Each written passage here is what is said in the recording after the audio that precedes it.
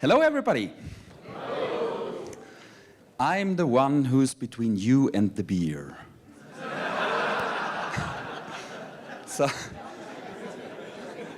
I will try to make it short. Short and painless, okay? Okay, so the title of my talk is Rethinking Agile, and I think that's pretty much the same like the tagline of this conference, right? Rethinking Agility. So that's a good fit, actually. So when I talk about rethinking Agile, so what do I mean? Well, it's quite hard to get this message across, so I thought I will share a story with you. A story of an organization, and this organization wanted to become Agile because there were some problems. There were some really problems. So the main problem of this organization was, well, it took too long until they could deliver one of their projects. Do you know something like this? Time to market of projects is, yeah? Okay, good. So that's one thing, that it takes long to deliver the project, but there are multiple other, not so good things coupled to this. This means this organization is no longer proactive in the market. They used to be the market leader, but currently all the competitors are overtaking them. That's not a good feeling, right? The other thing is exploiting opportunities is just no longer possible. I mean, of course, they see the opportunities, but until they set up one of their projects, the opportunity is already gone. Not good. And, you know, this feeling of there is something going on out there. We talk about we do no longer projects, we work on products. Currently, we no longer work on products, we work on solutions. And then there is Bitcoin, there is artificial intelligence, all these new business models. And they were like, damn it, the future will definitely take place. But if we don't change the way how we work, most likely future will take place without us. Not a good thing, right? So they were like, okay, what do you do in a situation like this? We become agile, right? Because with agility, we can just simply solve all of these problems. Okay, so that's what they did. Let's become agile. What did they do? Well, they started an agile transformation. And the very first thing, what they did, like in each and every agile transformation, cross-functional teams, right? You heard about it. We want to tear down these freaking silos, no functional silos, all the power to the team that they can deliver as fast as possible to the market. No dependencies, cross-functional teams. They went even one step further, and they were like, let's do product teams, cross-functional product teams. This means one team is only working on one product. Again, cool idea in the end, because what you're doing is you're removing dependencies. At least that was the idea, yeah? I kind of like this one. They were like, well, let's not be too strict regarding the agile methods. Whatever you think works for you as a team, do it. There are only some requirements that each and every team has to meet. One requirement was visualization, boards, right? We're at the Kanban conference. We know what boards are, yeah? And they were like, okay, each and every team needs to have a board. What else? Stand-up meetings. Stand-up meetings, short feedback cycles in front of the board so that we can react quite quickly to changes. Good idea. What else? Learning loops, retrospectives. So they don't want to become good only one time. There needs to be some kind of continuous improvement. So the idea of this organization was, if all the teams are doing retrospectives, everything is great. And there was another one, and I kind of like this one, metrics. Measurements. They were like, each team has to do something like lead time, so how fast are we delivering, and throughput, how much are we delivering. Yeah, this was pretty much the idea of their agile transformation. And if you've read only one agile textbook, you probably think now, wow, that's awesome, right? I mean, that's exactly what you need to do. That's in each and every textbook. So yeah, well, that's what they tried to do. They started their journey, and the very first thing what they did is they came up with a 1.5-year transformation project. Can you feel something? I mean, that's exactly my kind of humor, right? So we want to become agile, and the very first thing that pops up in our mind, oh, let's come up with a project plan with milestones and everything, with a waterfall project plan. Well, I'm not sure if this is working, but yeah, we can talk about this a little bit later. Let's take a look at this project plan, the agile project plan, of course. What was in this project plan? Well, we're talking about roughly 600 people here, and they need to receive basic agile training.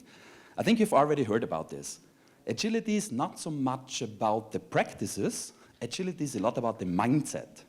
Have you heard about this? The agile mindset, right? So if just everybody has the right mindset, then everything will be great. So the mindset is important. So what they did is they set up this one-day agile mindset training. And yeah, then I could say, mindset, checked in a project plan. I'm not sure if this works. Maybe you need a 2-day training, right? So, okay, but still, agile mindset established. What else? Then they were like, we need to do this reorganization. You know, cross-functional product teams, this means they throw up the people in the air and they land somewhere else in the organization in cross-functional product teams. Then they started their implementation. I'm using their language. They implemented Agile team by team. Yeah? So the Scrum teams, they got the Scrum training, product owners and Scrum masters and so on. Kanban teams, they built their Kanban systems and so on. In the beginning, this whole transformation was supported by 16 external coaches. And that's actually a cool thing if you're running a consulting company.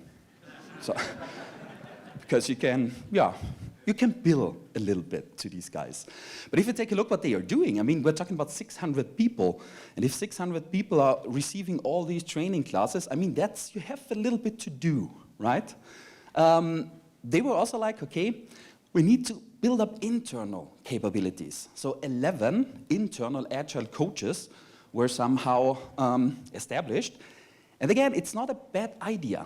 I've seen it so often, as long as the consultants are in the organization, everything is quite okay.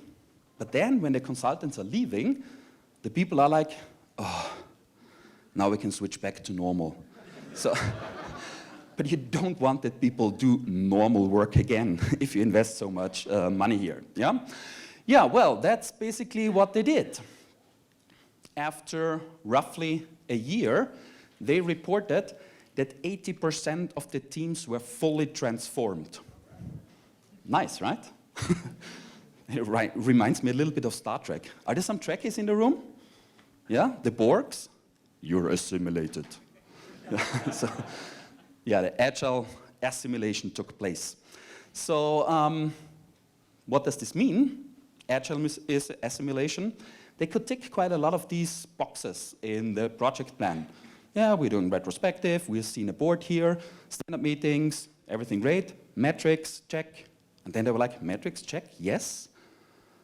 So there are metrics, let's take a look at them. I mean, that's the reason why we have them, right? So that's what they did. They took a look at the metrics. And now it's getting a little bit interesting. I will show you some trend metrics. So what this is not a metric of one team, it's a trend of multiple teams, so that they wanted to see, okay, in total, are we getting better or is it getting worse? What we see here is a Scrum sprint velocity chart. Do you know Scrum sprint velocity? Yeah, a lot of people not here. It's some kind of throughput measure. So on the y-axis, you see the Scrum fantasy points, story points. Story point, sorry. And on the x-axis, you see the trend. So how the story points basically change over time. And the expected result was to see something like this.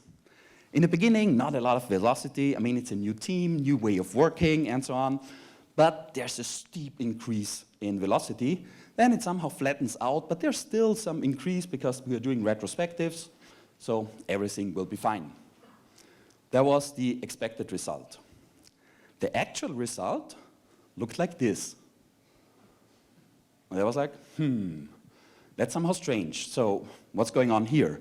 I mean, okay, in the beginning, there was this increase, but then velocity was going down. And they were like, there's something wrong, yeah? And you could hear the first voices say something like, yeah, we always told you Scrum isn't working. So Kanban, everything is better with Kanban.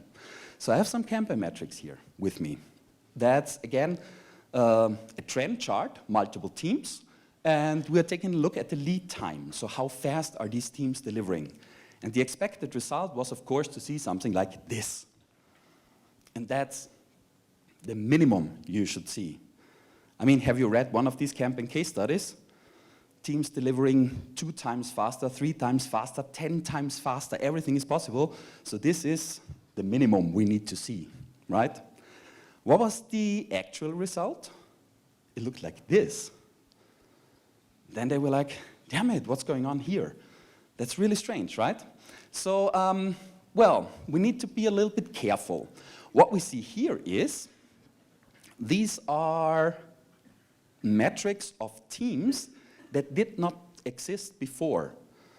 You know, they did this Agile transformation, so they were complete new teams, and yeah, it's quite hard to compare it. Maybe it's totally cool what we see here. So it's quite hard to compare because the team didn't exist before. But there was one measurement in the organization that existed before the transformation and after the transformation. And this was actually the reason why they did this whole journey.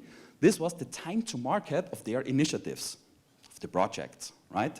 And, well, they were, that's what they did see. So time to market was increasing.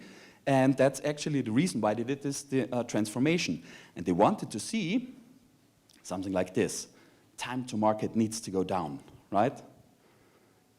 Guess what the expected, the actual result was? It looked like this. And I guess that's really painful, right? Because now they are agile, and it takes even longer to deliver initiatives to the market. And they were like, what the fiddlestick is going on here? I mean, that's really strange, right?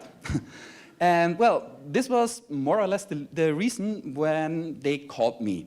So I had a conversation with one of their executives. He explained me the story, and yeah, he was like, okay, we heard you talk about local optimization versus global optimization and so on. We've seen your shipbuilding experiment. I'm doing it tomorrow, by the way. And they were like, yeah, come visit us. Maybe some of these things that you are saying has something to do with our organization. Yeah, and I visited them for, I guess it was 1.5, 2 days or so. And, well, I was on the search for the causes. So what was the problem there? What did I do? Well, agility was a team thing here. So all teams were agile, which was, on the one hand, it was really quite cool because you could just go to the teams and you could start a conversation with them quite easily. And that's what I basically did. So I went from team to team and started to talk to the teams. And the first thing I talked about were about dependencies and agile interactions. This is a very simplified board you could see at the teams. So we have a backlog. That's the next stuff that's already committed. We are currently working on this, what's in development, and the other things are done. Scrum boards looked pretty much similar, so we have something like the product backlog, the sprint backlog, we're in the sprint and we're done, yeah? There was one thing that I could see on each and every board, and this was this, external waiting. Do you know external waiting? So this team can no longer work because there's somewhere another team, and this team needs to deliver to that one so that they can continue to work. And each and every team had something like this. So I was like, what does this mean? So if really each and every team has a visualization like this, there needs to be a second team somewhere in this organization, team 2, right? And when team 1 is waiting for an external dependency, this means this creates some demand for team 2. And team 2 is doing some, I don't know, sprint planning magic or whatsoever, and then they come to the decision that they work on this stuff, when they are done, then this means we can unblock our work item up here. Does it make sense? That's exactly what's going on. So I was like, okay, that's interesting. What I did, I asked the teams, whom are you waiting for? Not only once a year or so, but on a regular basis. And what I did, I drew something like a dependency chart. And it looked like this. I was like, okay, what's going on here? So here we're talking about 8 teams, right? So you can remember, can imagine when we are talking about an organization with 600 people, you have some more teams than only 8 teams. But the question is, why are there so many dependencies? I mean, they did quite a lot of stuff to remove dependencies. Remember, cross-functional teams. Why do we do cross-functional teams? Tear down functional silos, no more dependencies. Product teams. One team is only working on one product, but still, so many dependencies.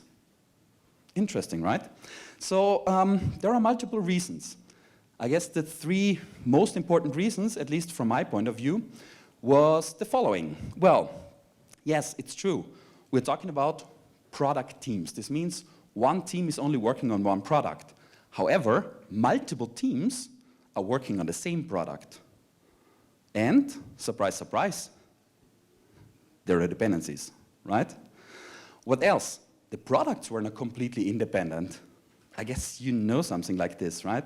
If you change something in this product, we need to change something in that product, in this product, and in that product. So there were dependencies among the products. And in the end, we're talking about 600 people. I personally have never ever seen an organization in knowledge work with more than, let's say, 30 people without dependencies. So it's not a big surprise that we see so many dependencies here, right?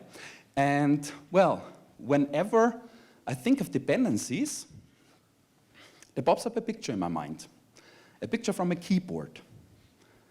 Let's assume our organization is a keyboard, and we are in the writing business. So what we do is we write letters for our customers, okay? So let's organize our organization. Here are the teams, team 1, 2, 3, 4. Team 1 is pressing the letter buttons, the number buttons, team 2, Q, W, E, R, team 3, ASDF, and so on, right? And now, there comes the customer, and the customer wants us to write a love letter. So now we need to think how we can actually deliver this love letter, right? In an organization with 600 people, your organization looks more like this. For each and every key on your keyboard, there's a team responsible for this key. So we have a G team, we have an H team. Each and every organization, of course, needs an A team. Without A team, you're basically screwed. So yeah, this is our organization now. And now, let's imagine we optimize all these teams. And let's imagine it's working. We have the best C team on this planet. We have the best G team on this planet and the best E team. And when the H team starts to press the H button, smoke is coming out of the keyboard. We are international benchmark in M pressing. How much faster can we deliver our love letter? Not so much, right? So the point is, when it comes to operate a keyboard, the keyboard is a quite strong metaphor, a strong picture when it comes to dependencies. It's not so important that I'm able to hit each and every key very fast. It's much more important that I press the right key at the right time. This can be even a little bit slower, but if I make sure that I press the right key at the right time, my letter is being finished much, much faster. And the same is true for organizations. It's not so important that each and every team is working very, very fast. I actually never got the concept of high-performing teams. It's way more important that we make sure that the right team is working on the right stuff at the right time. That's actually where the performance is in. And there was a guy called Russell Eckhoff who already said this. So he was like, the performance of a system is not the sum of its parts, but it's the product of its interactions. It's the product of its interactions.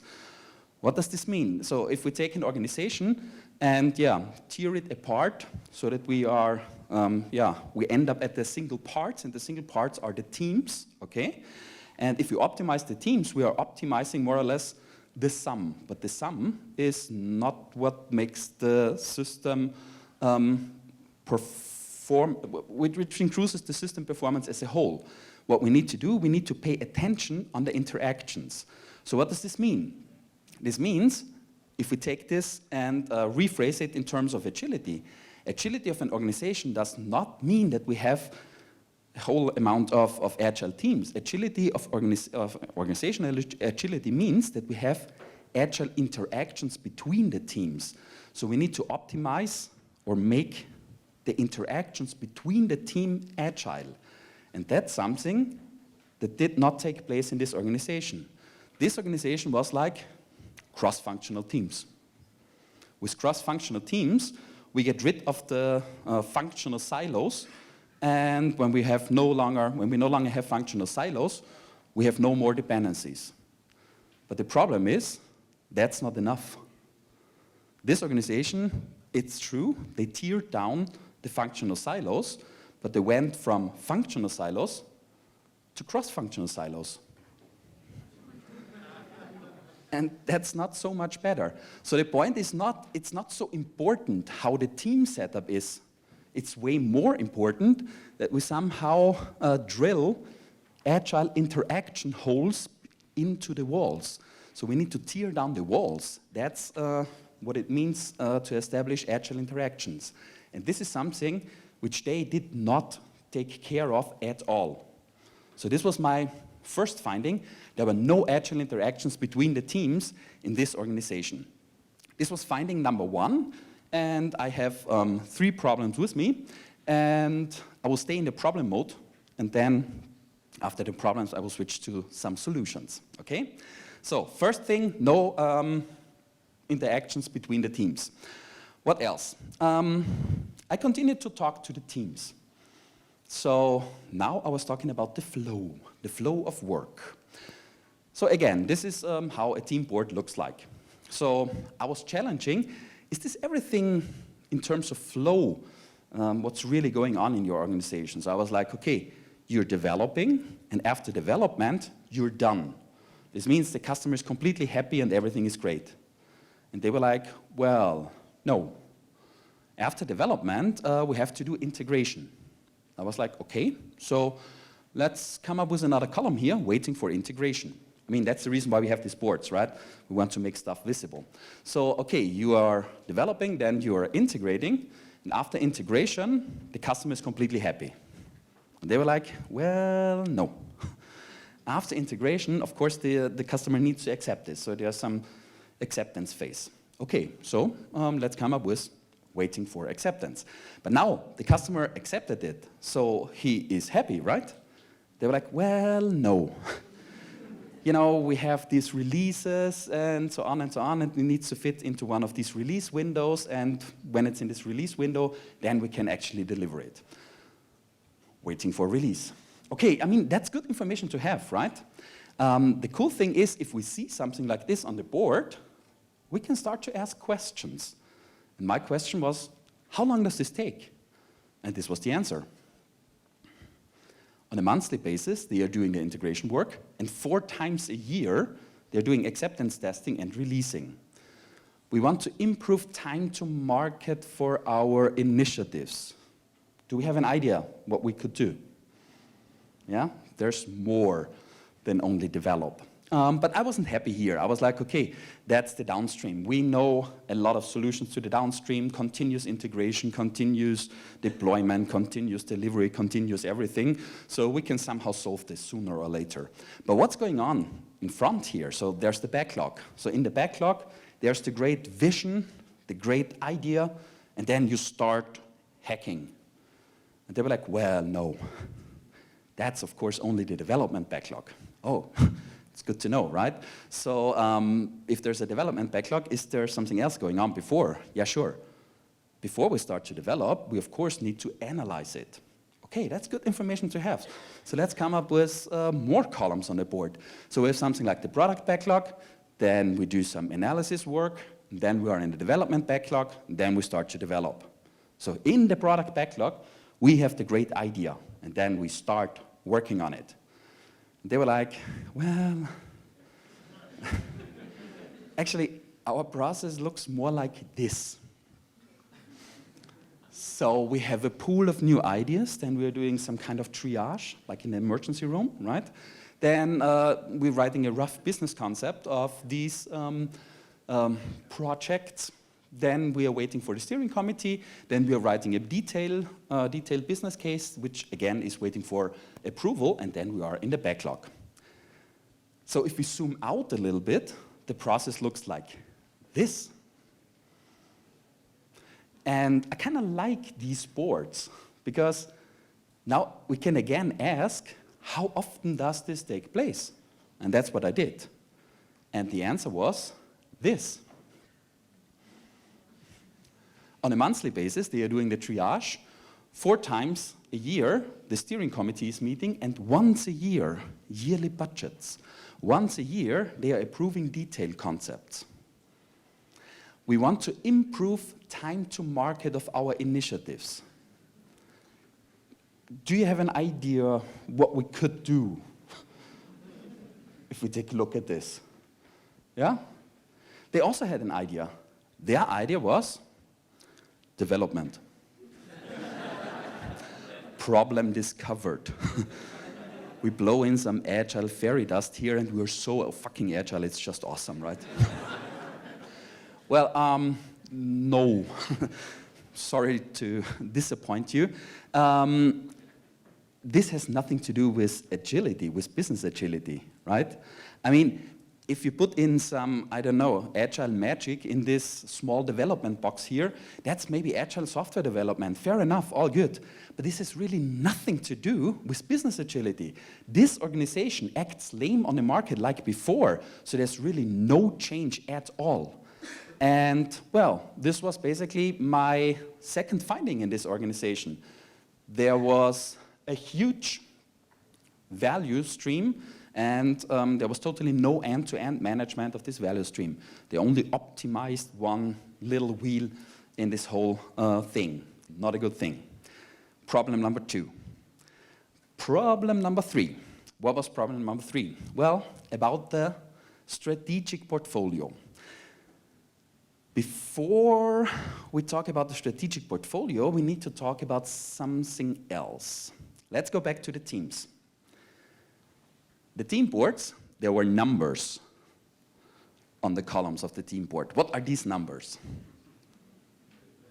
Exactly, WIP limits. So WIP limits is a cool thing, right? So stop, starting, start, finishing. That's what they did. They didn't start an infinite amount of work. They only started a certain amount of work, and then one item has to be delivered, and then they can start another work item, right?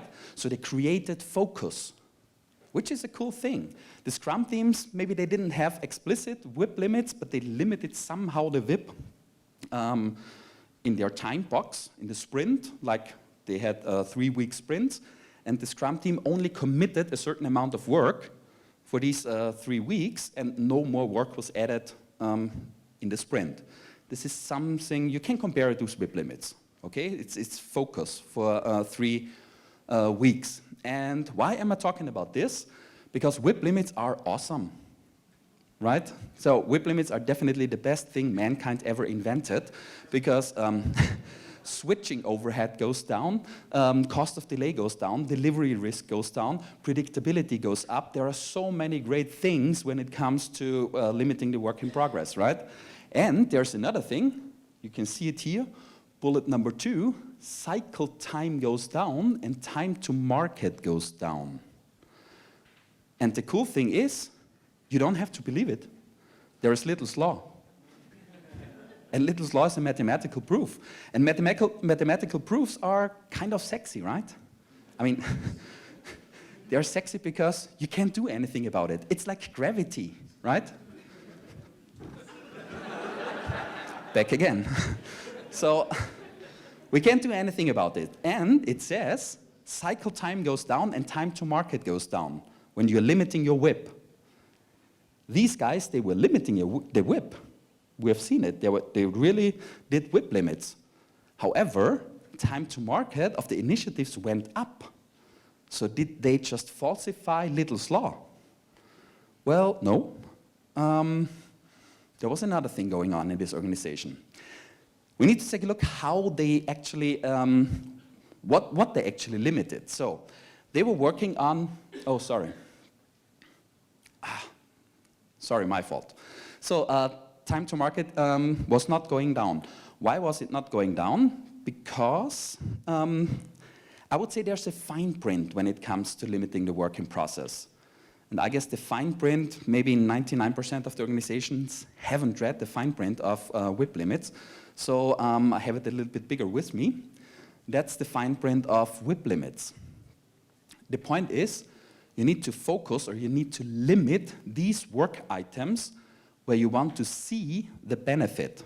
So there's great benefits when you limit your work in process, but you need to limit these work items where you want to see the benefit. What does this mean? This organization was working on initiatives. They split these initiatives into epics. They split the epics into stories, and they split stories into tasks. I think you know something like this, right?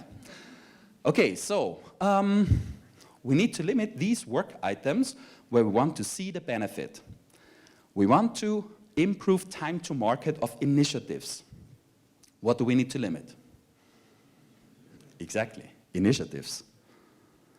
I only see agility as a team sport. I, as a team, what is in my area of influence when it comes to limiting the WIP? What can I limit? Story or tasks, exactly. And that's the problem, what we've seen here. This organization, the teams, they were basically defending their WIP limits with blood, and they were still working on 1,000 projects in parallel. So surprise, surprise, none of these projects or initiatives was being delivered faster, right? So don't be surprised if you don't see the benefit of WIP limits, if you don't limit these items where you want to see the benefit. That's very important here, yeah? When we are talking about limiting or creating focus of initiatives, where can we access these work item types in an organization? Any idea? Exactly. Somewhere up there, whatever up there is, I would say it's the strategic portfolio. Yeah, that's actually where we can limit these work items. And well, this was totally out of scope of this organization. They were just agile teams, and that's it. Talking about the strategic portfolio, there was another interesting thing going on in this organization. We could take a look at the strategy deployment process. How was this working in this organization? Let's draw the timeline. So, in this organization, people were working on stuff. It's good, right? Then there was this strategy announcement once a year. This is our strategy.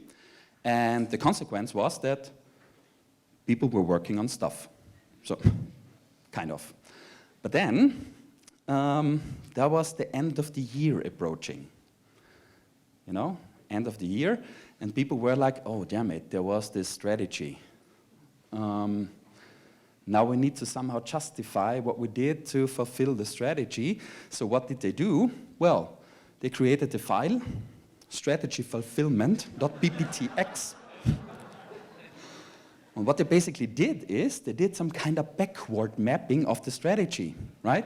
Like, okay, this project, well, this was definitely digitalization. This was also digitalization. Oh, this fit somehow into this strategy bucket. This was culture, you know? So there was some kind of backward mapping to the strategy. They somehow tried to justify what they were working on this stuff anyway, and now they somehow tried to backward justify why they are working on it. That's not the idea of strategy deployment, right? The idea is we have a strategy, and based on this strategy, we think what we can work on. And this is not what was taking place here. Do you know this backward mapping of strategy items? Have you seen this? Yeah, a lot of people not here. That's interesting, yeah? This was the other thing. So I will come up with a solution what we could do with something like this. Yeah, so there was totally no agile strategic portfolio management going on in this organization. And well, in total, these were the problems. No agile interactions, A very long process, but no end-to-end management of the process and no agile strategic portfolio management. So, if these are the problems, are there some solutions to this problem? Well, I have some solutions with me. Let's take a look at the solutions. Let's take a look at dependencies first. Remember, a lot of teams, although they are cross-functional, they have dependencies among each other.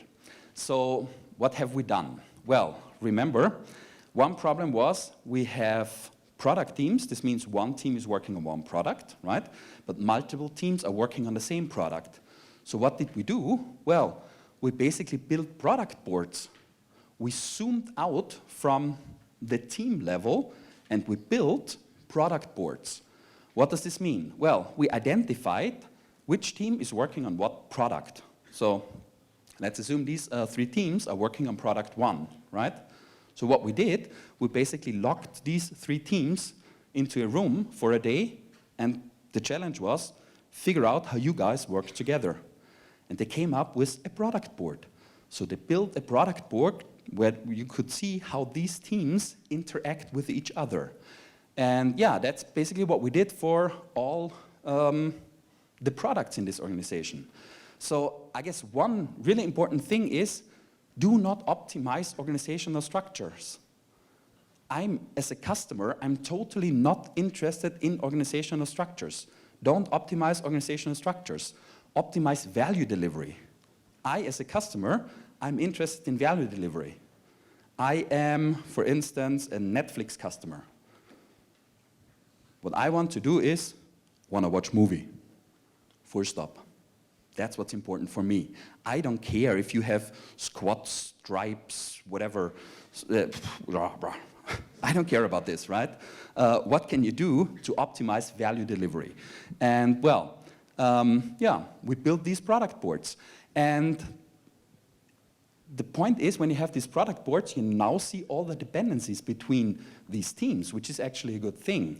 But the problem is, the board alone doesn't solve anything. Boards, methods, and frameworks don't solve problems. Human beings solve problems. So it's highly important when we have a board like this that we establish agile interactions. And the minimum what we did is we did product stand-up meetings and we did product retrospectives. What does this mean? Product stand-up meetings means that the teams that are actually working on one product did a stand-up meeting together. So there were the team stand-up meetings and there were product stand-up meetings. In some products, there were 200 people working on this product and they were having stand-up meetings. Of course, not 200 people showed up to a stand-up meeting, but we worked with delegates, with representatives. So each team sent a delegate to a stand-up meeting. They were having a stand-up meeting across the teams. Then the delegates were going back to their team and having a stand-up meeting there. And this is how we established basically agile interactions across the teams. The other thing is we did improvement meetings, like a retrospective, but on the product level, not on the team level. And that's also, it's a nice twist, actually, because if you're doing a retrospective on the team level, it's about how do we as a team work better together. And if you're doing a retrospective on the product level, there's a different focus. You're focusing on the value delivery to the customer, and you're improving the collaboration along your value stream. And that's, again, highly important. So, stand-up meeting and retrospectives. If you do something like this, the number of dependencies goes down. And we need to be precise. The number of unmanaged dependencies goes down. So these teams who are working on the same product, they still have dependencies.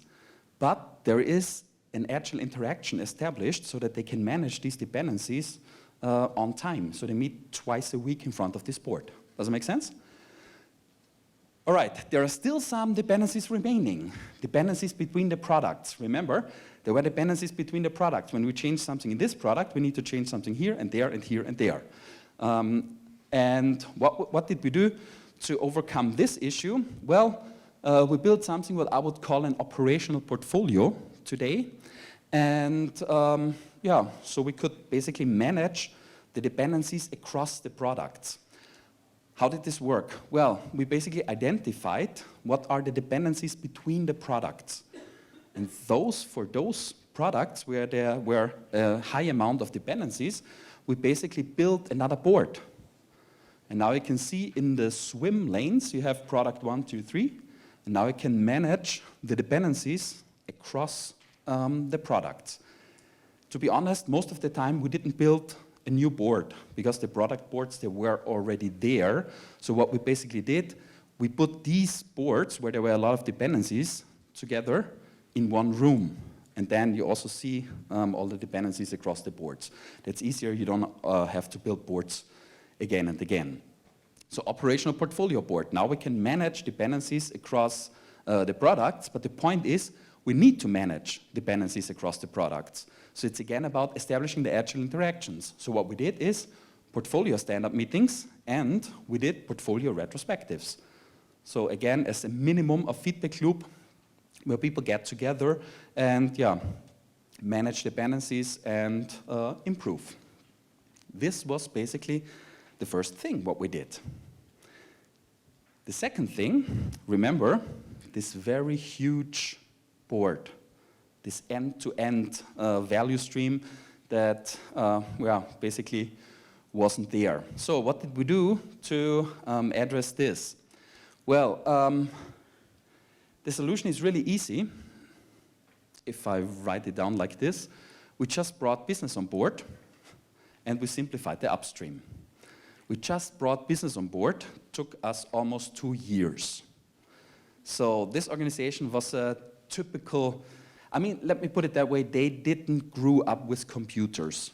So there was like the business was one organization, and then there was another organization, which was the IT. And from the point of view of business, IT was just costs. They are just costing money. And that was quite hard actually to overcome this point. But we somehow managed it so that business was coordinating with IT together on the value stream. And we simplified the value stream. Remember, there were so many waiting for. So in the end, they invested a lot of money in paper, in concepts. So we were like, okay, we just do this rough concept, and based on this rough concept, we tried to slice it very small, that's the other thing, and based on the rough concept, we can actually start to work, which is quite nice, right? Another thing, starting new work can now be done each and every second week. And that's really cool. Remember, they had yearly budgets before, but now it's possible to start work every second week. And usually starting new work is not a problem in organizations. Organizations are quite good in starting new work. But WIP limits applied here. So only if something was finished, you could start new work. And that's basically what we did here. And of course, we need to have agile interactions again. So this was actually quite easy because we had the boards, we had all the meetings established already, so we just invited business to the meetings, and now we are coordinating across the entire value chain, which is actually a quite nice thing. So you overcome even more silos. That was solution number 2. Solution number 3, the agile portfolio. Remember? How did we do this? Well, we draw a portfolio board. It's easy like this.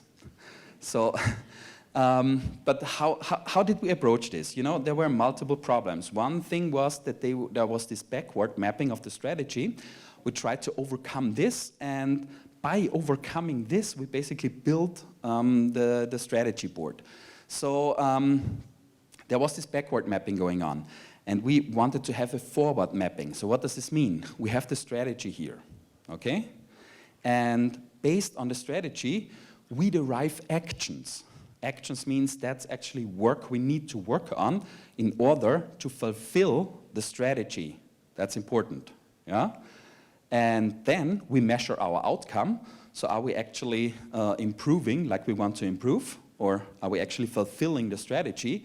And then we learn and we refine the strategy. So the point is, it's not about mapping your work to the strategy, it's about deriving work out of the strategy. That's what we call strategy fulfillment in the end. Yeah? And yeah, that's what we did. So how does this look like? Well, we have something like strategy items, depending on your organization, I don't know, 3 to 5 years or something like this. And it's quite hard to establish focus for something which is, I don't know, 3 years in the future. So what we did, we were like, okay, in 3 years we want to conquer the world, but what can we achieve in the next year? So we somehow created focus for these 3 years to, okay, and what is the measurable outcome for the next year? And then we were like, okay, that's nice. That's what we want to achieve in 1 year. But what do we want to achieve in the next 3 months? So we broke it down again. And we're breaking down measurable outcomes, right? And now we have these measurable outcomes for the next 90 days. And what we did, now we derived actions out of it. And actions were initiatives, projects, whatever. So if you take a look at this, I see a board. Can you also see a board? We just need to add some lines, remove some other lines, and we have a strategic portfolio, right? It was easy like this in the end.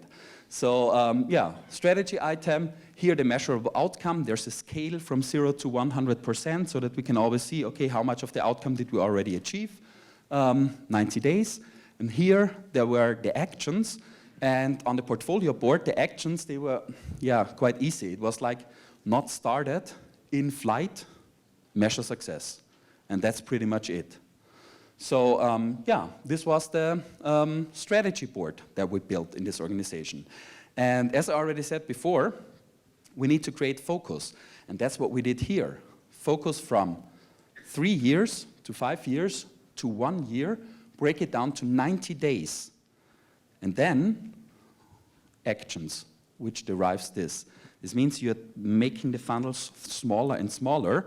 And now you're working in a more or less limited system, but this means you're now addressing the right items if you want to improve time to market of what you're actually doing in the end. But the point is, the board alone doesn't help anything. We need to have these guys again, Agile interactions. So what we did is stand-up meetings on the portfolio board and retrospectives. And just as a side note, stand-up meeting on the portfolio board, usually when I ask, or when we do something like this strategy board, I ask, okay, how often do you want to meet and for a stand-up meeting? And most of the time I get the answer, yeah, once a quarter. And I'm like, okay, I have another idea, let's do it once a week. So there are 2 ideas in the room and we can have a discussion. And yeah, I'm a huge fan of having a regular meeting in front of the board, because especially when it comes to strategy, it's in the future. We don't know the future. So there's a high degree of uncertainty involved. If there's a high degree of uncertainty involved, it makes sense that we meet quite often so that we can change when something needs to be changed. So stand-up meeting on a weekly basis, and yeah, we were also doing retrospectives, of course, on the strategy board, but this was only once a quarter.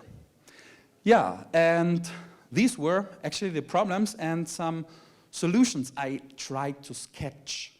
And well, when I tried to summarize this, what we did here, and actually what I have learned, I can somehow summarize it in one sentence. If I take a look at these problems and the solutions, I think that business agility is definitely no team sport. If you want to achieve real business agility, it's a company sport.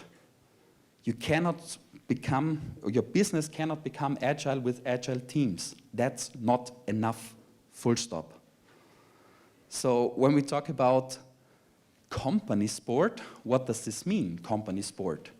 Well, there's a model which I kind of like, which is called the flight levels. And for me, it's a thinking model. So it's not a method or framework. It's just a way of thinking that when we want to do something in an organization, it's more than only the team. So for me, this thinking model helps to figure out what we need to do, where in the organization, so that we achieve what we want to achieve. Yeah? Flight levels is a term from aviation. The higher you're flying, the higher the flight level. And if you're flying high, you see different things than when you're flying low.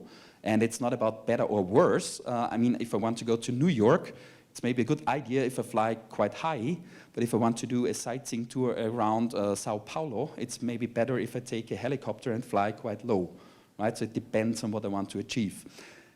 And the same is true in organizations. In organizations, I can fly quite low, which is flight level 1. Flight level 1 is the operational level, the team.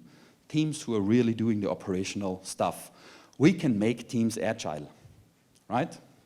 Usually an organization has more than only one team, so we see multiple flight level 1 systems in an organization.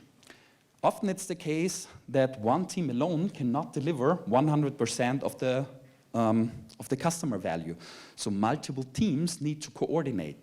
So we need to fly a little bit higher, which is flight level 2, and flight level 2 is end-to-end coordination in an organization. So hopefully the entire value chain is in there. Here, we basically make sure that the right team is working on the right stuff at the right time. So if the teams are the keys on the keyboard, flight level 1, the flight level 2 is the keyboard. So we connect the flight level 2 system with the team systems, with the flight level 1 systems. And the cool thing is, from the point of view of flight level 2, I don't care what methods teams are doing. Teams, they can work with Kanban, the teams, they can work with Scrum, or they can just work, that's also okay, right? So, from a point of view of the flight level 2 system. Flight level 2 is the world of your services, it's the world of the products, of the whatever creates value for the customer. And usually we have more than only one flight level 2 because we have multiple services, we have multiple products. So there are multiple flight level 2 systems in an organization. Quite often, there are dependencies between these flight level 2 systems. So what we can do is, we can bring them together and build what I would say an operational portfolio. But it's still flight level 2. So we are now coordinating across our products and services, right? And yeah, we also can fly a little bit higher. And if you fly a little bit higher, we are at flight level 3. And on flight level 3, we're talking about strategy. The idea is that we align the work in our organization on the strategy and that we connect the strategy board with the other boards so that we can have strategy fulfillment, strategy deployment in our organization. And the idea is we also want to create focus here. So it's not about the 5-year strategy, break it down to something where people can actually make sense out of it. Most of the time, the strategy boards, you don't have only one strategy board in an organization, you have multiple strategy boards because you basically have, or because you maybe have different business units or whatever, so there are multiple strategy boards possible. Yeah, and that's the flight levels, actually. And as I said before, it's not a method or framework, it's just a way of thinking. So, and it's also not about better or worse. So flight level 3 is not 3 times better than flight level 1. It solves a different problem, right? When your teams are not delivering, you can take the best strategic decision and create the best focus on a strategy level. Your teams won't deliver, right? And the other thing is, if you want to improve your time to market of your initiatives or something like this, you can blow in an infinite amount of agile fairy dust on the team level. This won't help. The lever is somewhere else in the organization. And that's, where I use the flight levels model to exactly have these conversations with organizations. And that's pretty much it. Thank you.